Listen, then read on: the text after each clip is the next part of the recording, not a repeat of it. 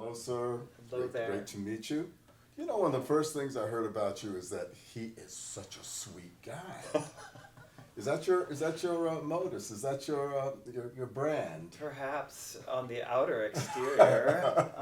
Yeah, I think sweetness is something I definitely cherish in life, but you have to have a little spice as well. Oh, I understand. I understand. Well, there's a lot of spice in the world, that's for sure. A lot of angry people and so on. And I was just wondering about, like, reading about your work. You're a classicist.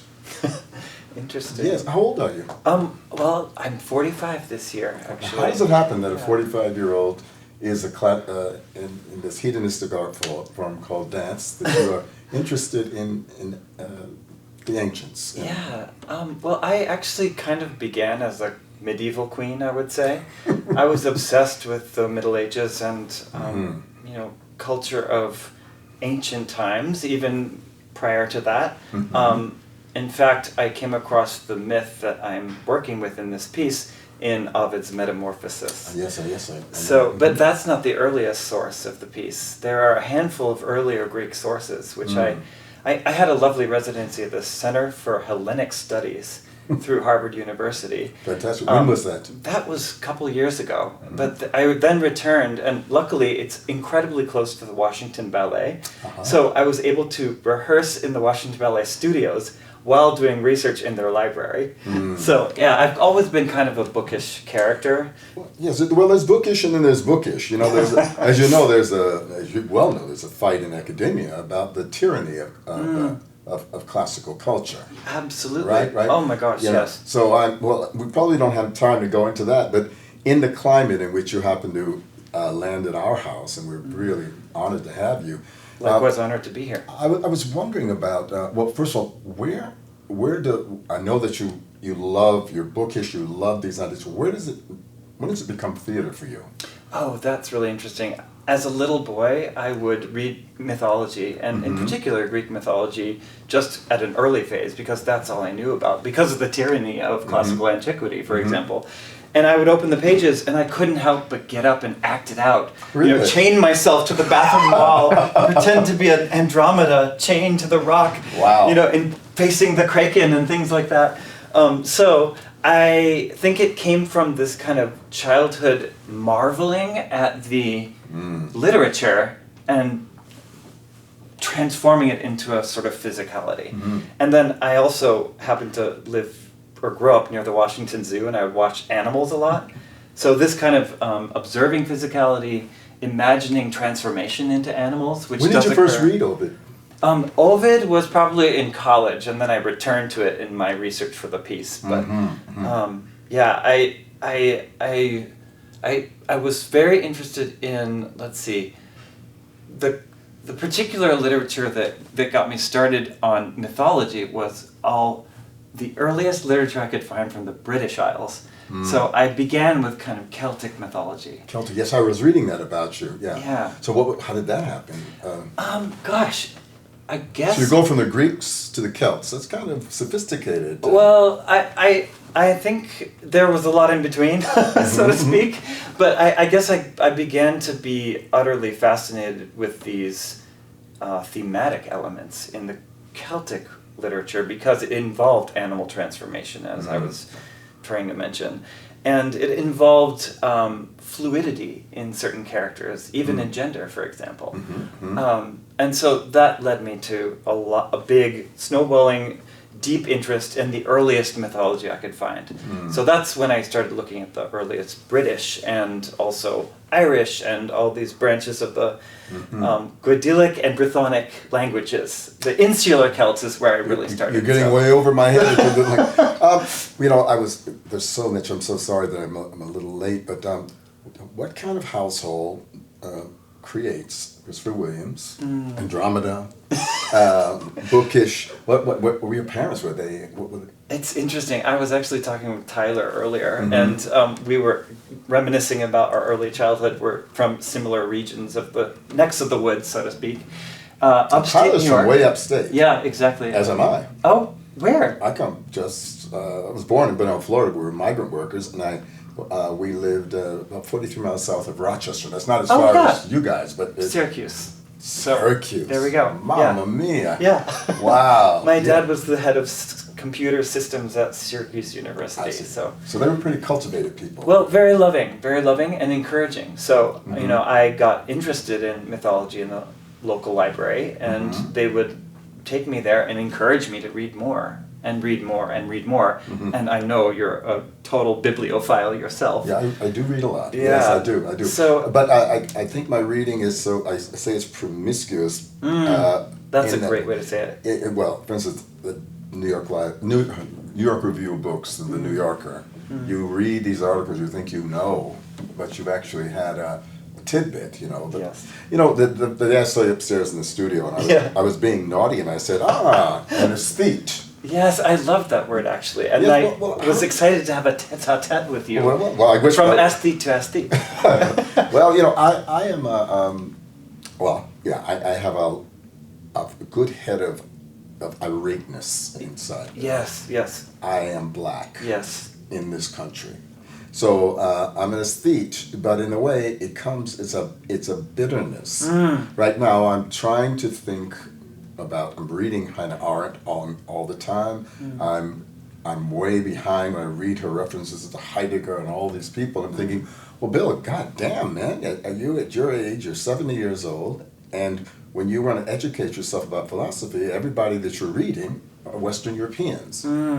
What's wrong with you? Yeah. Now, I turned to you, my upstate brother, and I said, what's it like being an aesthete in the contemporary art world right now that's about identity, oftentimes questioning history, oftentimes trying to tear things down to build them back up again? What's that like? Well, to be honest, I think it's somewhat alienating. Because I have had responses from grant panels, for example, that say your work is not pertinent relevant to our culture right now. Don't you love that? And I try to say, no, there is this intention that I have to draw a gossamer thread from the ancient world into now and update the themes and mythology of those times into our current queer culture. No, so you don't think that we should be forgetting those? No, You think that those themes are part of us and we should evolve, celebrate them? yes. Mythology must evolve in order for it to remain pertinent to culture.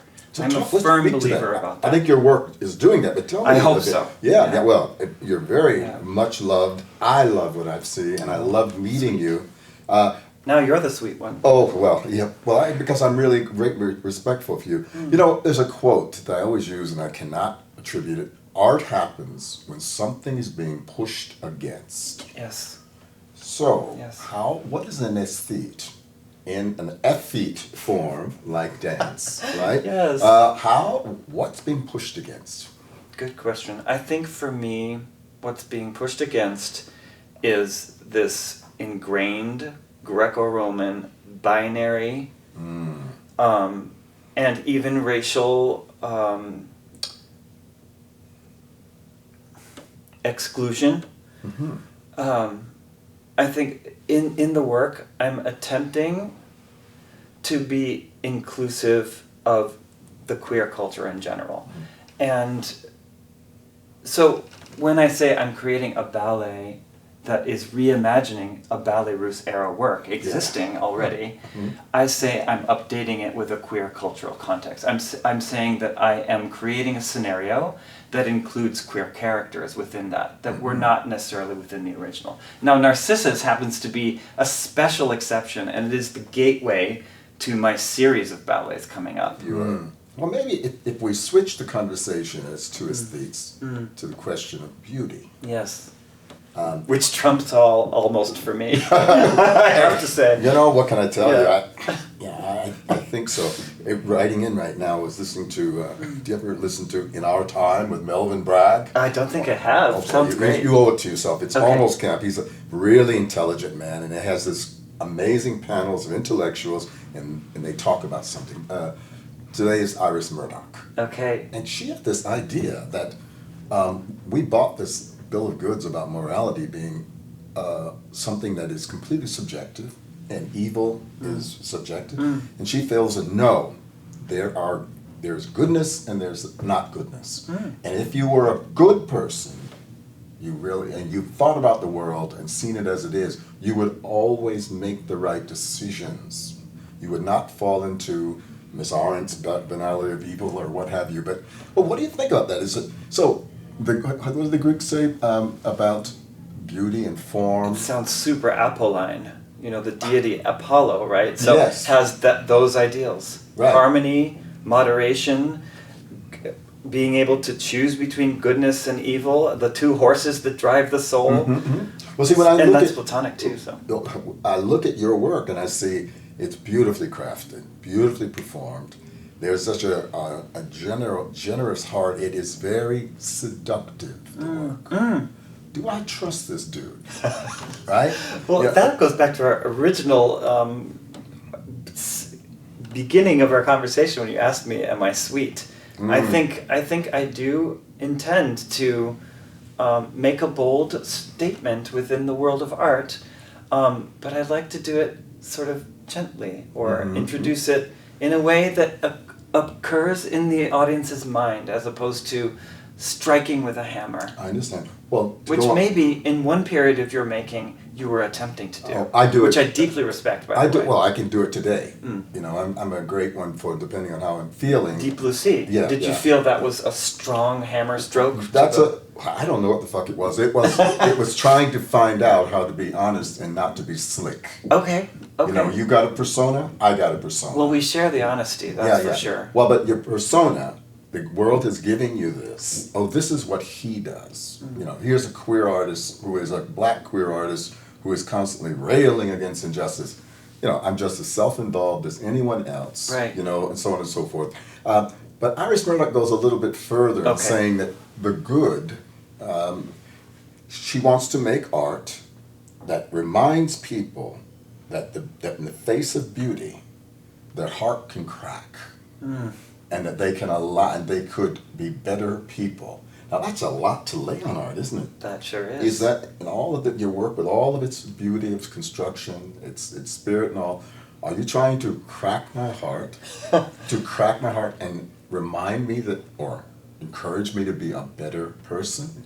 Oh, what a fabulous question. I'm thinking of the Sufis. I'm thinking of Rumi, how he said something about tearing the bandage off. I don't remember the full quote, sadly. I don't either, but I'm a big fan of his as well. Yeah, but so I think absolutely That there's is an something objective. of that. It's an objective. I feel yes, because the art that I miss out there, why I'm making it, that I don't see, is stuff that just makes you weep when you see it. And you know, weeping is truth in a way. It's one titch off from laughter in the emotional spectrum, but yeah, I do really want to make people feel something, and beauty is one. Well, it's easy to make people. You can make people angry easily. Yes. Right. I mean, yes. You've been following the David LaChapelle conversation and all of those things. A little bit, and my roommate who was in your show, Elise Knudsen, she commanded that I watch it so we could have a conversation about it. And I haven't seen it yet. I commanded that Bjorn watch it. Okay, good. Yeah. Right, because I'm really not sure. Do I trust that guy? But no. Yeah. In other words, you can make people feel now. And there's a megaphone, as Yeah. we know, that's the poison in the internet. Right. You can get people to feel. And social media. And social media. So I'm sitting sitting with a person who is a very good artist, but a person who has a belief system that he actually believes. I'm not going to speak for you. That if you get it right, your audience will be changed. Who actually believes that anymore? You know, I know, it's true. I do feel it, as I was saying, the alienation comes in when I look at my peers and they don't share that. And so you asked me the question of sincerity earlier, and earlier, not in this interview, but and I answered absolutely yes. Because, you are sincere. Yes, I believe that to be so important in life. I'm sincere too. Yeah. But unfortunately, it's sometimes my sincerity kind of not, sounds like it is a bull charging forward kind of sincerity. That's accepting myself. But you actually believe that you're pushing against the world, and the way you push against the world, now you correct me here, is through the aesthetics, is through meaning Yes. is through gentleness, belief in goodness. True? All true so far. Right. What can I tell you? Well, let's get a little bit more technical then. So, are you a trained ballet dancer? I am not. And when I use the word ballet in this context, I simply mean a narrative dance. So I'm not using classical choreography. I'm using my own hodgepodge of a Cunningham influence since I was first in New York, a small ballet training when I was a small boy, but then I ceased because I was teased in school as the gay kid, the one who jetted down the hallway. But so yeah, I clearly want to state that it's not classical choreography. It is contemporary dance in my particular idiom. Well, maybe even more basically, what is dance? Yeah, that's a great question, and I have to we're, say we're quite far on in that discussion now, right? Yeah, it's true. I mean, I rather than wanting to look forward, want to look back, and for me, dance is any ritual practice that is performed live within a community. Oh, And interesting. that occurred as early as the ancient San people in Africa with their petroglyphs and parietal art, as well as when it arrived in Europe in the caves of Auvergne and Dordogne So how Valley does the of France. body work in your definition? The body participates in the ritual performance. So it is a repeatable, ritualized experience, and I would call that a dance. And I think they did think of things as dance and in that early stage. Greek dance as well. I used to get into fights with my friends, anthropologist friends or whatever. I said that I believe that people probably danced before they descended into the bowels of the earth for the cave paintings. Oh, yes, absolutely. You know? And perhaps some of the rituals took place in the cathedrals where there were giant halls. Can you imagine? I just love imagining, frankly. So thank you for mentioning it. It's one of my favorite topics. I'm currently reading The Mind in the Cave, which discusses the history of parietal art. Who's the author? Oh, Okay, just send it to me. Sorry. Just send it to me. Okay, I will. I've got to diversify. Yeah. Well, Howie, just quickly. Yes. Your cast. Yes. Yeah.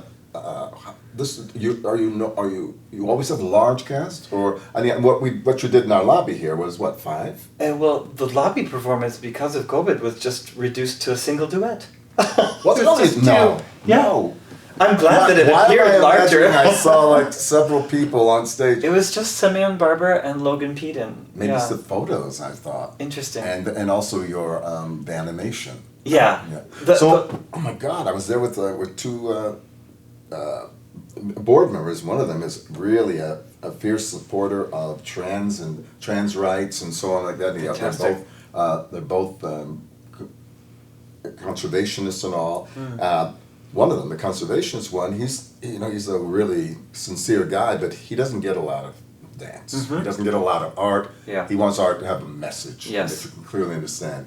The aesthetics of it, well, how cute are the guys? One of those. Yeah, and then they got these little things going yes. on down here. Well, What was that about? Okay, so I'm excited to tell you. It's a bit in my program note if you want to read it, but those are Read the program, read the program everybody, notes. read the In fact, program. my first show when this was back as DTW, the program notes were almost longer than the program itself. Listing who's the choreographer, etc.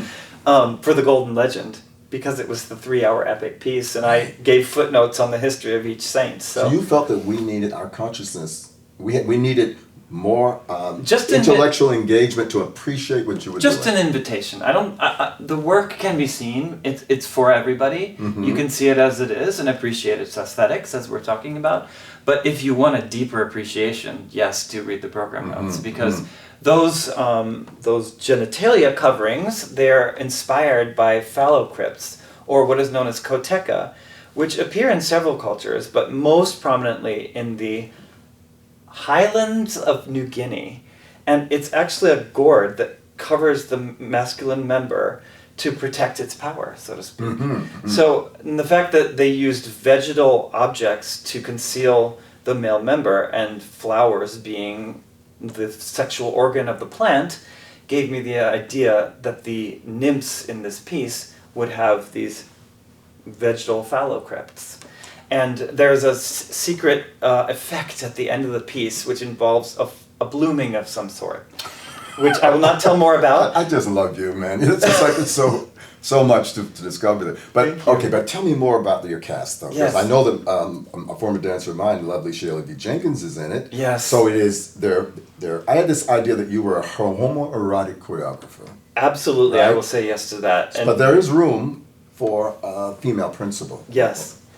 Yeah, female principal. Well, actually, unfortunately, Shayla is not a principal. She lives in Philadelphia, so I could only get her in rehearsal a little bit.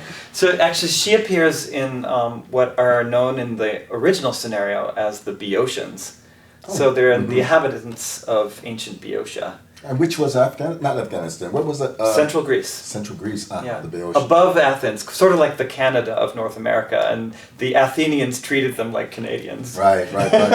So how big is the cast again? 17 members. So, and you're telling me, because we're always out of time, what does a first-time viewer need to know to access the nectar of what you've given? First-time viewer, wow, okay. What should they be prepared to come with?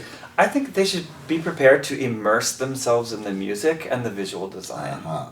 And visual design for me includes the choreography, because I'm reimagining the Ballet Russe, which was this era of Gesamtkunstwerk, where all the commingling of the visual design, the choreography, and the composer. Bless Diaghilev, right? Absolutely. Yeah. Well, and also a problematic human being, but Very bless much. him indeed. So yeah, I think be prepared to immerse yourself in a complete world, and that's my intention. Mm-hmm. And it is, so, a young person of color, that's my goal. In this place, I want to have audiences that have more people that, who don't understand terms, postmodern, they don't understand, they want dance, we know dance. They know how to throw down. Yes. What are you going to tell me that I should, and how do those persons get in? Well, okay, so I would say Taylor Stanley is cast as Narcissus, a multiracial individual, and his reflection is a black man. And I Did you want purposely these. cast him? He's a great artist. Would you purposely because of that aspect of his? Mostly, it's because those two are fucking incredible dancers. So yes, and I was happy to use those racial combinations for the title roles, frankly. But yeah, I think I want a young black man to come to this, for example, and say, I can be effeminate. I can have grace.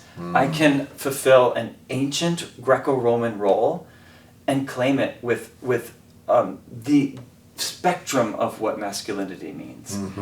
From full feminine grace to deeply powerful, severe, trapping, potent love. Wow, that's quite a aspiration. Well, we're here for you, and we're really proud of you. I wish Generous. we could talk longer. Yes, we sure As a matter could. of fact, I would even. I'm going to do a talk in January. Was it February with Yvonne? I think it's February. And we're going to get into talking about the avant-garde, the white avant-garde that really was one of the oceans that I was talking about in Deep Blue Sea. Yes. Right, that's some of the heat in it. Yes. Really, but then to really let's kick back and talk as aesthetes. Now you don't find that word off-putting, I aesthetes. don't. I actually love it. I treasure it. Really? It's Wow. almost as great a word as artist. It's like I feel I have a holy duty as an athlete in life. Wow. So it would be nice to have a build chat with you and maybe somebody who is a classicist maybe. Oh, join that would be us, wonderful. right? Well, I could even contact the Center for Hellenic Studies and see if we could find a classicist interested. Well, good. Great. Because there's something that you're doing that in how as the landscape changes, there's something very radical in it.